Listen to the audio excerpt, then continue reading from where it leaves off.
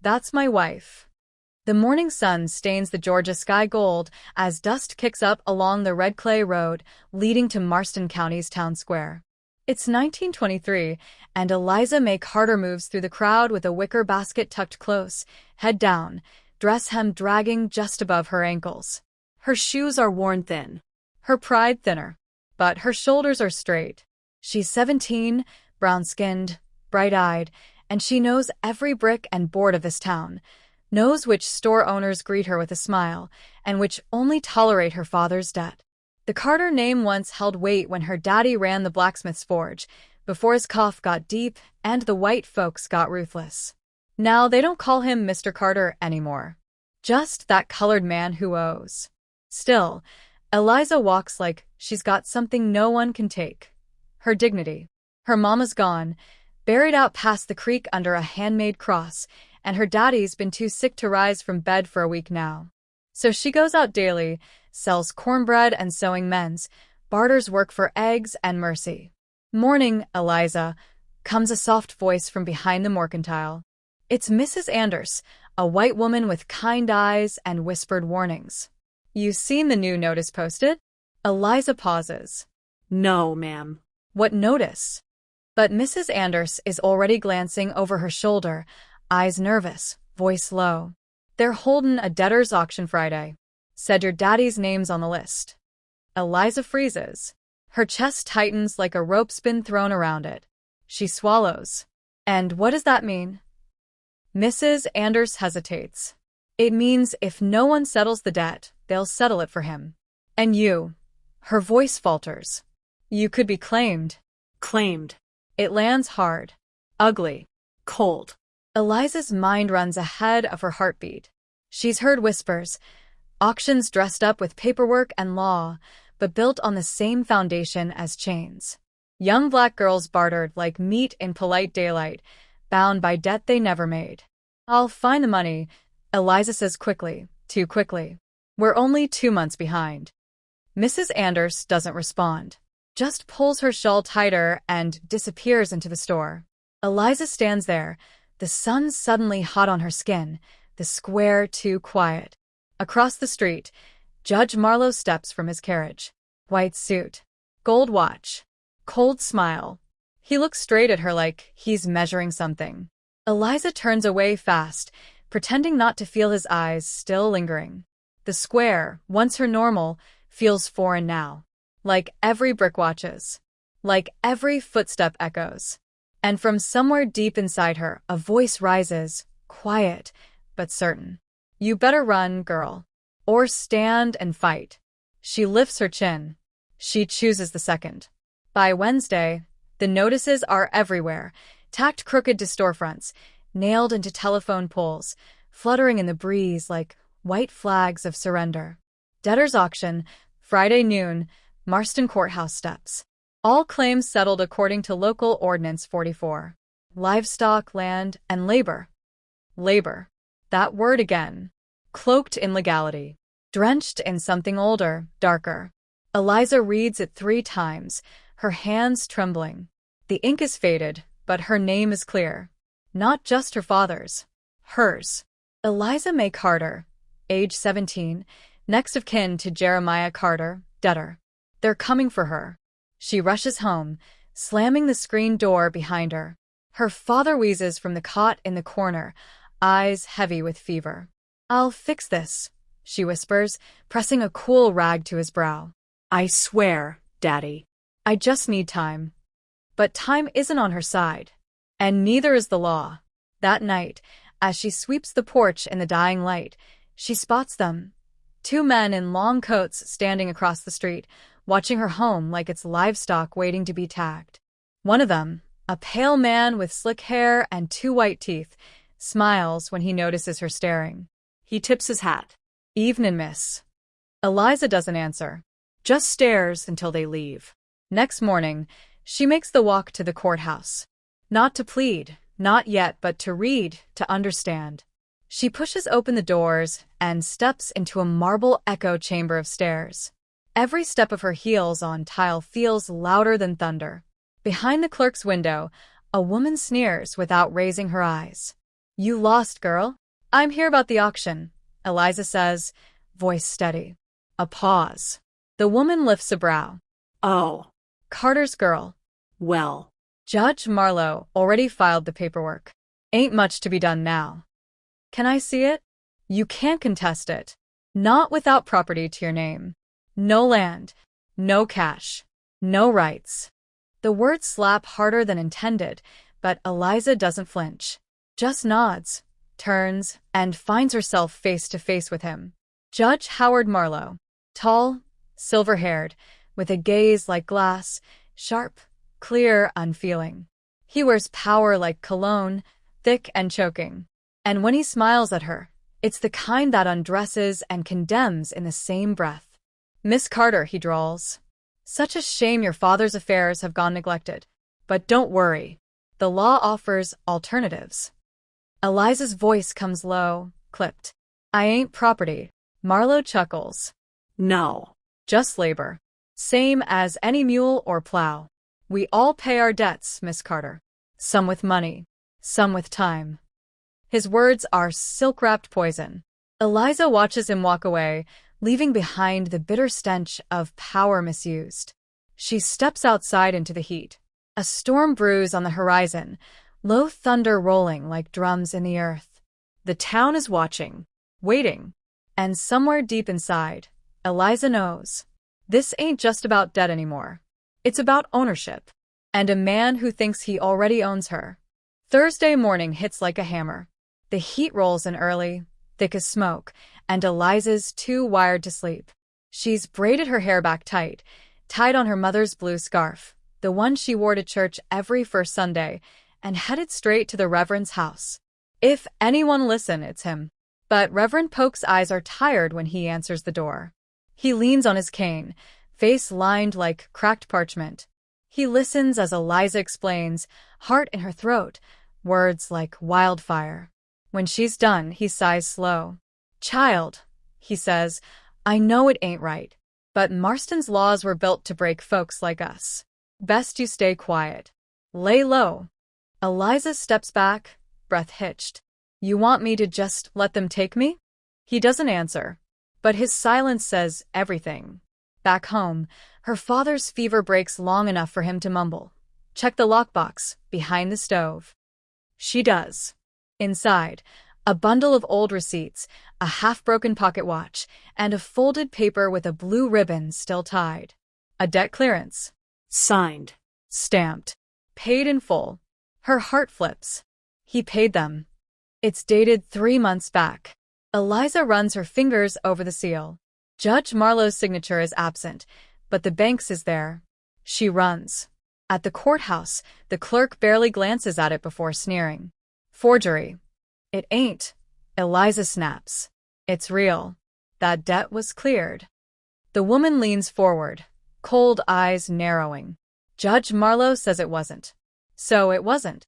That's when she realizes it's not about money. Not anymore. It's about control. As she turns, she nearly collides with him again, Marlowe, already standing there like he's been waiting. Brave little thing, aren't you? He says, voice oily. Digging through drawers. Marching into my courthouse. Eliza lifts the paper. The debt was settled. Why's my name still on that auction notice? He plucks the document from her hand, schemes it, then tears it clean in half. Because I say it wasn't. He leans in close so no one else hears. You're young. Healthy. Useful. I've had 6 men ask me what kind of labor you're fit for. Housekeeping. Cooking. Maybe a warmer company. Her blood runs cold. You're lying, she breathes. Marlowe smiles. No, darling. I'm deciding. There's a difference. That night, she goes to the only man in town who might risk everything, Henry Owens. Half black, half white, a war vet turned schoolteacher. He's got education and courage. Dangerous things in Marston. She shows him what's left of the debt receipt. Tells him what Marlowe said. Henry curses under his breath. That man's been burying folks under legal tricks for 20 years. Help me, she whispers. He nods. We'll catch him. But you'll need proof. Real proof. They split up. Eliza heads to the bank, pretending to ask about interest rates while watching where the teller files their ledgers. Henry talks to Sarah Wilkes, the town's only black woman who ever worked inside the courthouse. She's scared, but she remembers. A missing page. A vanished signature. They're piecing it together. But Marlowe knows. He tightens the noose.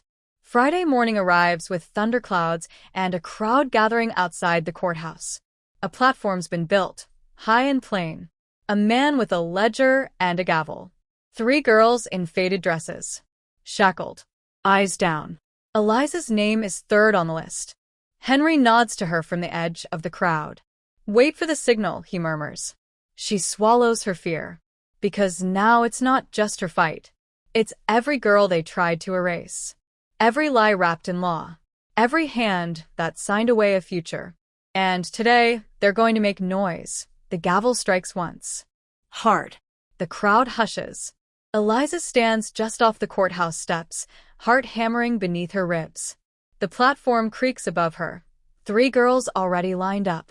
2 of them stare blankly at the ground. The third sobs quietly, shoulders shaking.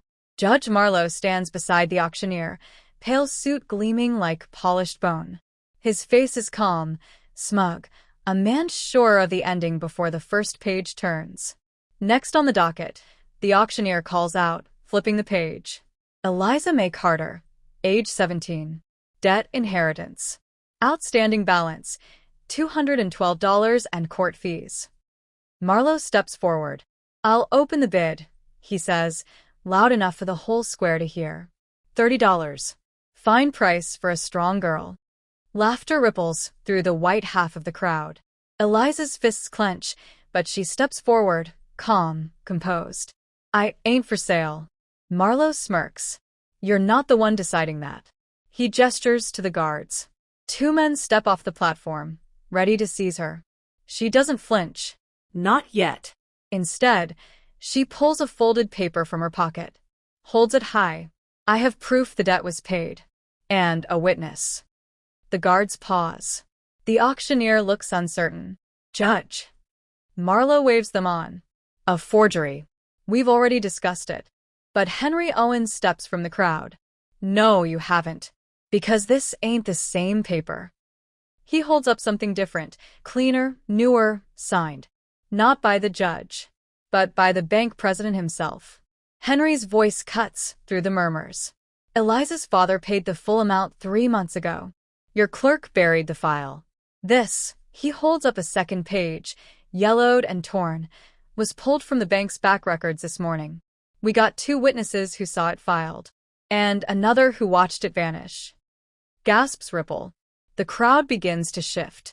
Marlowe's jaw tightens. You expect me to believe that some schoolteacher and a girl found evidence the entire court missed? You didn't miss it, Eliza says softly. You hid it. Marlowe steps down from the platform, slow and deliberate. He towers over her, voice dropping to a growl. You think waving some paper makes you free? These people don't care about you.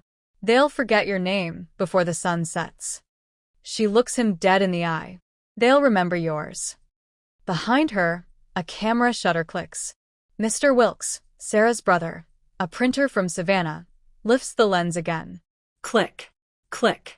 This story's going in every paper south of Atlanta, he calls out. Then Sarah steps forward. I worked your office 3 years. I saw what you did, what you do, and I've had enough. Marlowe's mask finally cracks. You think this circus changes anything? I am the law here. No, Eliza says, voice firm. You were. Sheriff Donnelly, an aging white man with a thick gut and a thicker conscience, steps from the side of the courthouse, holding a paper. He looks ashamed as he clears his throat. This is a sworn affidavit from the bank president confirming debt clearance, and testimony from 3 witnesses about document tampering. Marlowe stares at him. On what grounds are you standing against me? On the law, the sheriff mutters, almost embarrassed. 2 deputies move toward Marlowe. He steps back, eyes darting, looking for a way out. But the crowd isn't laughing anymore. Eliza watches as his power shrinks in real time, his voice, his title, his entitlement, all crumbling like dust. And for the first time, he looks small. She doesn't smile. She just breathes. Because justice isn't loud. It's steady. And, today, it speaks for her. For a beat, nobody moves. Then, click, Mr. Wilkes' camera flashes again, catching the moment Judge Marlowe jerks free from the deputy's hands and shouts to the crowd. She forged it. All of it. These people, they're lying. They've always lied. The words echo off brick and stone. They hang in the air like smoke, ugly, desperate, and unconvincing. Henry Owen steps forward again, calm and resolute. "You sure about that, Judge?" he says, pulling a small black box from his satchel. "Because this says otherwise." He opens it slowly, revealing a wire recorder, an old military issue Henry kept from his service. "You said I wasn't educated enough to understand the law. But I'm educated enough to know how to make a man hang by his own words." He presses a button. The tape crackles.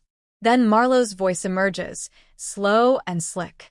"You're young, healthy, useful. I've had 6 men ask me what kind of labor you're fit for, some with money, some with time." The crowd goes silent, then gasps. Women clutch their children. Men stare in stunned disbelief. Even the auctioneer steps away from the platform, his face gone pale. "You bugged me?" Marlowe snarls. "No," Henry replies. "You just talk too much." Eliza lifts her head, her voice strong now, steady with righteous fire. "You were never after the debt. You wanted to own me. Same as you've owned half this town. The land, the girls, their lives. But not anymore." Marlowe lunges for the recorder. Too late. Mr. Wilkes already has it on tape. 3 more photographers, tipped off by Henry earlier that morning, snap photos from behind the crowd. The press, it turns out, loves a fallen judge. "Stay back," Marlowe roars, turning to the sheriff. "You know who I am." Sheriff Donnelly sighs, suddenly looking 20 years older. "I do. Which is why I waited until now." He reaches into his coat, pulls out an envelope, and hands it to the nearest deputy. "State Attorney's Office. Internal Investigation's been watching you for months. They've got bank records, testimonies. This," he nods toward Eliza, "just blew it wide open." The deputy reads, nods once. Warrant's real. They grab Marlowe again. This time he doesn't fight. Not really. Because now the crowd's pressing forward, not in anger, but in something heavier. Judgment. Stares that once bowed before him now cut deeper than knives. No more power in his name. No more silence to shield him. Just truth. Ugly and public. Eliza watches it all unfold, her breath shaky in her chest. But she's not done. She turns to the 3 girls still standing on the platform, chained, silent, waiting to be saved. She climbs up the steps and takes the ledger from the auctioneer's trembling hands. "This auction is unlawful," she declares. "Every name here? Erased. Today. Now." The girls look up. One starts to cry. A cheer erupts from the crowd, slow at first, then rising like thunder. Black, white, young, old. Some cheer. Some just weep. Eliza looks out across the crowd and locks eyes with her father, propped on the arms of 2 neighbors, pale but smiling. Henry joins her on the platform. "You did it," he whispers. "No," she says, voice barely audible. "We did." Behind them, Marlowe is led away in chains, his own system now his sentence. And Eliza? She doesn't gloat, doesn't raise her fist. She just stands tall. Because the real victory isn't in watching a man fall. It's in making sure no one like him ever rises again. 2 weeks later, the town square looks different. Same bricks, same courthouse. But the air feels cleaner. Judge Marlowe's nameplate is gone, ripped from the wall and left in the mud like a discarded lie. His house has been seized by the state. His bank accounts frozen. Every girl he purchased under false debt? Freed. Their records cleared. The state attorney issued a public apology. Not enough, but a start. The Courier ran the headline in bold. "Fallen judge exposed. Secret slave ring uncovered in town auction scandal." Underneath, a photo of Eliza, standing tall on the auction block. One fist clenched, the other holding the ledger. History caught her in mid-defiance. People stop her now in the street. Black folks thank her in hushed tones. White folks nod, some sheepish, some solemn, most unsure what to say. One older woman pulls Eliza aside, tears trembling on her lashes. My daughter, she was almost put up. I didn't think it could happen. Not really. Not here. Eliza doesn't say it did. She just touches the woman's hand. Because some truths don't need repeating. They need remembering. Sheriff Donnelly resigned 2 days after the trial. Left a note on the door. I saw and said nothing. That won't happen again. Let someone braver wear this badge now. His replacement is a young black woman named Clara Mitchell, first in town history. She walks with her head high and her badge higher. Marlowe sits behind bars in a federal prison 3 states away, stripped of his title, his wealth, and most painfully, his control. He tried to bribe the guards. They laughed. He tried to spin lies to the press. No one printed them. Every day, he wakes to the sound of keys that aren't his. Every night, he sleeps on a cot built for the people he used to sentence. His fall didn't come in flames. It came in silence, the kind built by truth doing its quiet work. As for Eliza, she didn't run from the spotlight. She used it, helped launch a community legal fund to fight wrongful labor claims, spoke at schools, wrote letters to girls in other towns facing the same danger she once did. But more than anything, she lives. She takes her father on long walks again. They plant tomatoes in the garden. Henry comes by every Sunday with peach cobbler and arguments about books she's never read. One evening, as dusk settles soft and gold over the porch, Henry turns to her. You know what I first saw when you stepped on that platform? He asks. She shakes her head. Not a girl up for sale.